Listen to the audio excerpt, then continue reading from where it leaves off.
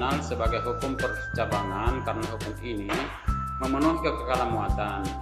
Hukum ini diperlukan untuk rangkaian yang mengandung titik-titik percabangan ketika arus mulai terbagi.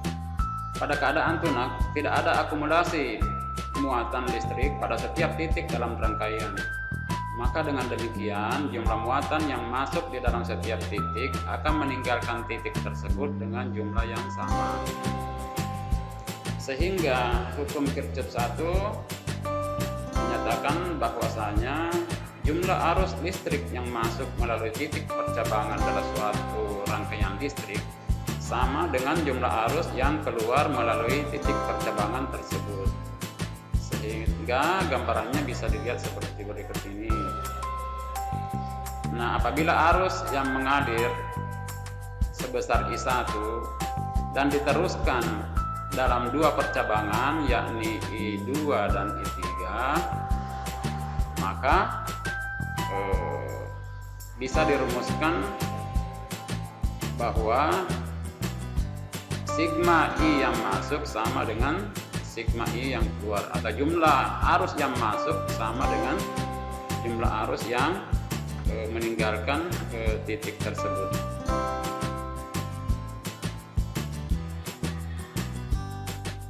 Contoh soal. Perhatikan gambar berikut. Ini ada gambarnya. Jika I1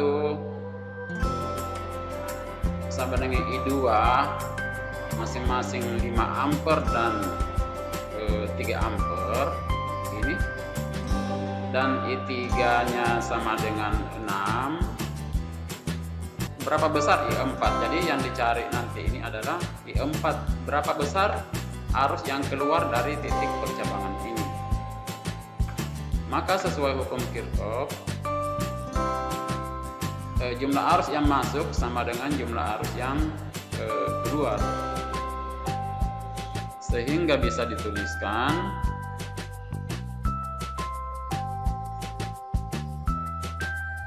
bahwa I1 tambah I2 sama dengan I3 tambah I4, di mana I1 sama dengan 5 ampere, I2 sama dengan 3 ampere, I3 adalah ini 6 ampere, dan yang dicari adalah berapa di sini. Sehingga total yang masuk dengan yang keluar adalah sama. Ini 8 ampere sama dengan 6 ampere tambah arus 4, sehingga I4 sama dengan 8 ampere dikurang 6 ampere sama dengan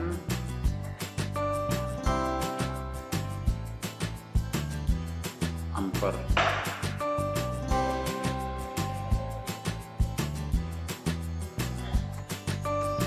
Masuk kepada contoh soal yang kedua ya. Contoh soal yang kedua, jika ada gambar seperti ini ya, ya begini ya tuh.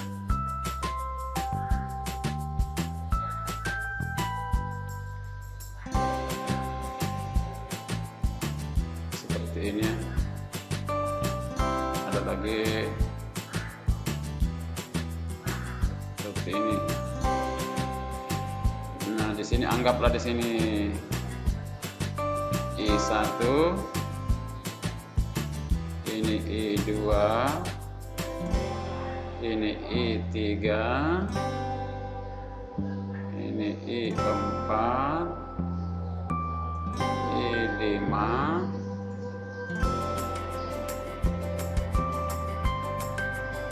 I6,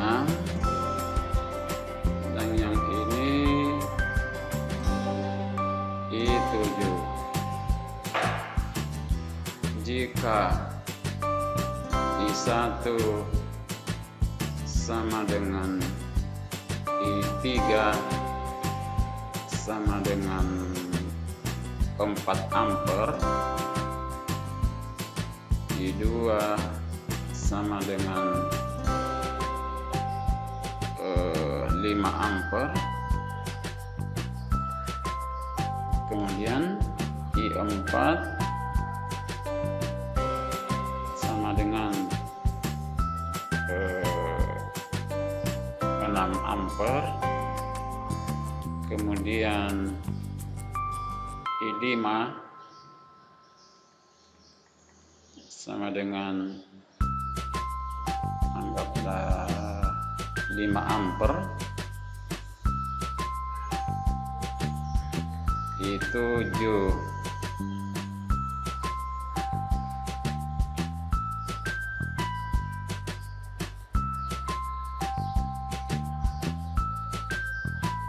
I6 sama dengan titik-titik, dan I7 sama dengan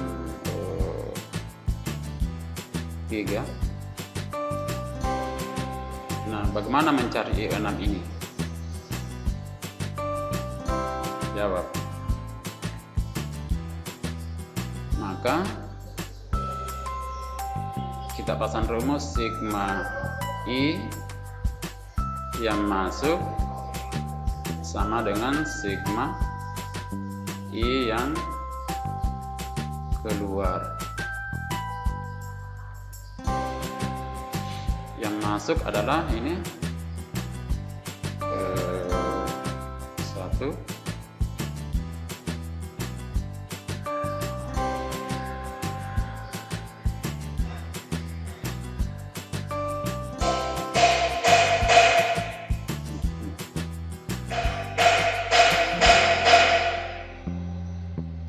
yang masuk adalah ini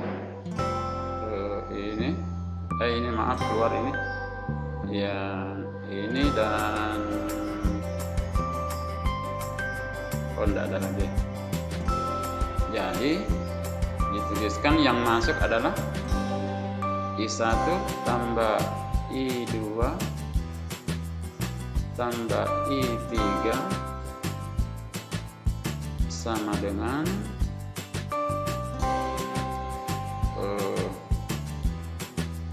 yang keluar lagi ya, yang I3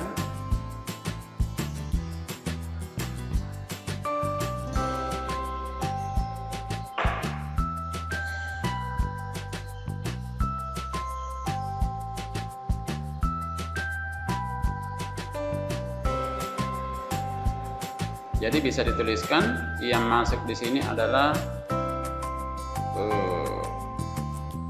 I1 I2 dengan I4, sedangkan yang keluar adalah I3 ini, I3 I5 dengan I6 tambah I7. Nah, I1 sama dengan 4, ini I1 sama dengan 4, I2 sama dengan 5,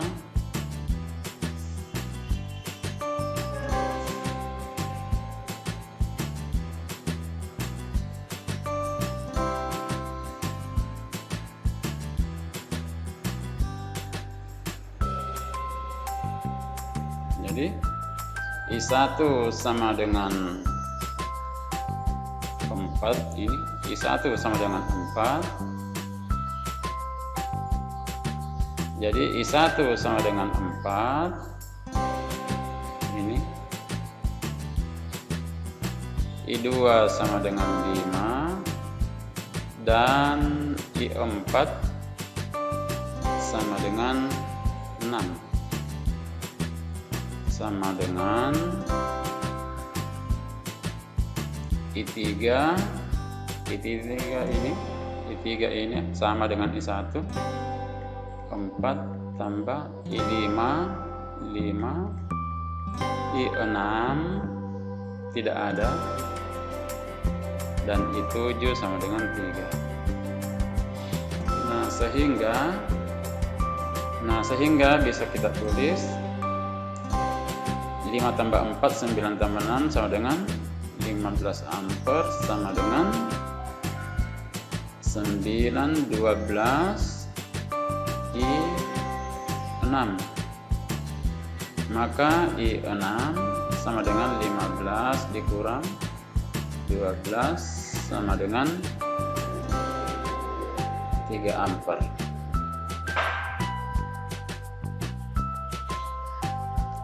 Sekarang itu pembahasannya anak sekalian, semoga bisa dimengerti dengan baik.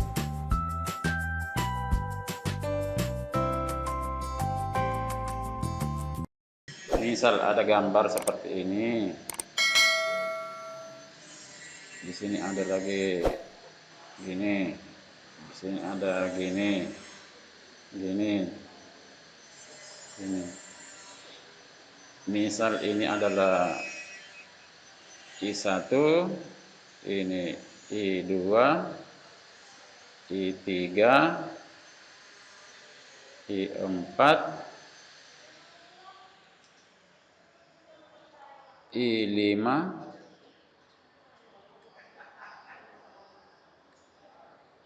I6, I7, dan yang ini I8. Jadi jika I1, I2, I3, I4, I5 sama dengan 2 ampere, 4 ampere, 5 ampere, 6 ampere, 3 ampere, I6, I7, I6 sama dengan 4 ampere, I7 adalah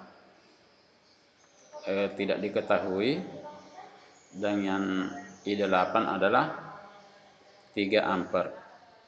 Berapa kira-kira berapa I7 ya yang harus ditambahkan sehingga arus yang masuk sama dengan arus yang keluar? Silahkan dikerja di rumah anak sekalian. Assalamualaikum warahmatullahi wabarakatuh.